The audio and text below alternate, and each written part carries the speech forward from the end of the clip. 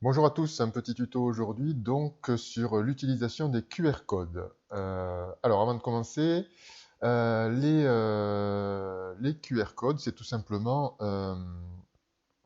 le fait de transformer donc une adresse internet qui est souvent assez longue, ce qu'on appelle une adresse URL, par exemple celle-ci là, qui est souvent assez longue, et la transformer en code qu'on appelle QR code.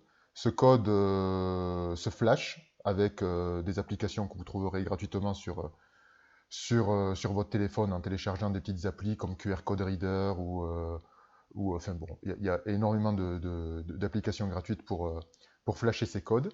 Et en flashant ces codes, ça vous évitera de taper une adresse internet et ça vous renverra directement sur l'adresse internet. Donc aujourd'hui, je vais vous expliquer comment générer un QR code. Et ensuite, on verra l'utilisation pédagogique de ce QR code.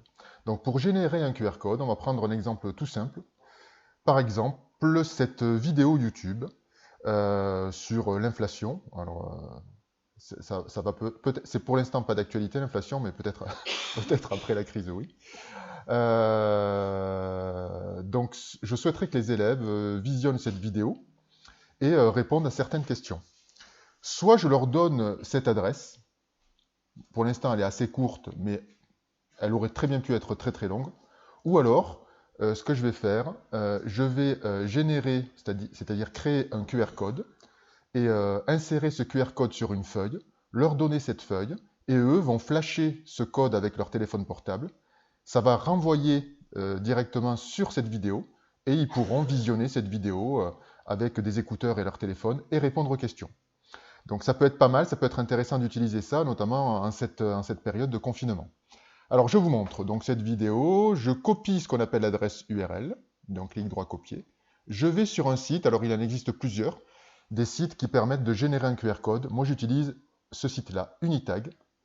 Vous vous placez ici et il faut coller, donc clic droit coller, coller l'adresse URL que j'ai copié tout à l'heure. Je valide et là on va vous générer un QR code. Alors vous avez plusieurs modèles. Je vous conseille d'utiliser le modèle noir là qui est plus facile à flasher ensuite. Alors ce modèle, vous allez pouvoir le télécharger. Alors si je clique ici télécharger, ça va me générer un fichier ZIP, c'est-à-dire un fichier compressé avec plusieurs modèles de QR code, etc. C'est assez long. Moi, je vais vous montrer une méthode qui n'est pas du tout conventionnelle, mais qui va assez vite. On va tout simplement capturer l'écran, en fait, cette partie-là. Donc pour capturer, vous avez deux méthodes. Soit vous avez la touche imprime écran sur votre clavier, qui est souvent en haut à droite, il y a marqué Impr écran ou imprime écran. Vous avez juste à appuyer dessus. Ou bien, si vous êtes sur Windows 7 et à partir de Windows 7 et Windows 10, vous avez l'outil de capture. L'outil de capture, quand vous allez dessus, vous pouvez prendre ce que vous souhaitez comme ça, et vous le prenez, et c'est tout. Voilà. Donc soit ça, soit le bouton imprime écran. Donc là, vous avez vu, je l'ai pris. Et je vais aller maintenant sur Word. Je vais sur Word et je vais préparer un travail pour mes élèves. Donc le thème c'était chômage et inflation.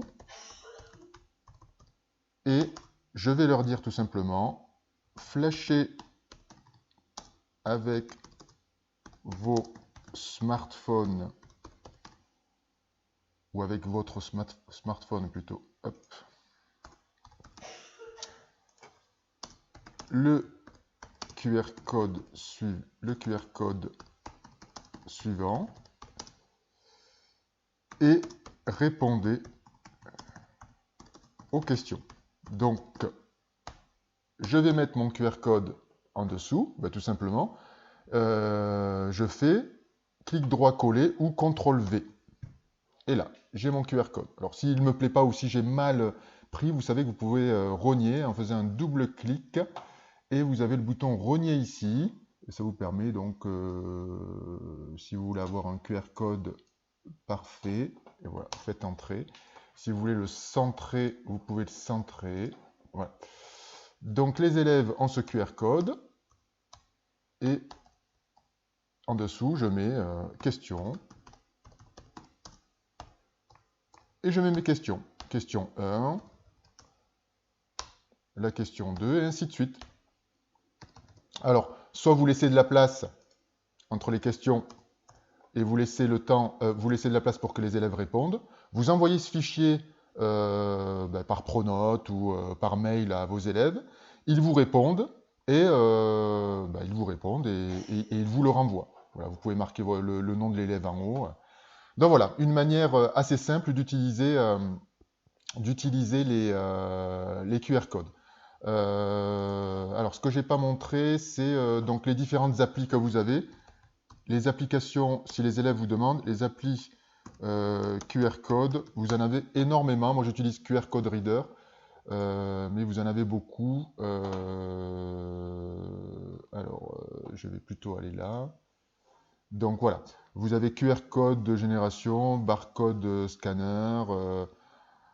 Vous avez énormément, en fait, je ne vais pas vous donner la liste. Si vous tapez, si vous êtes sur Android, si vous tapez QR code, vous allez avoir une série. Utilisez les notations des applications. Une application qui est au-delà de 4 sur 5, vous pouvez juger que c'est une bonne application.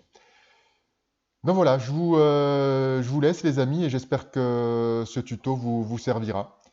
Prenez soin de vous et à bientôt.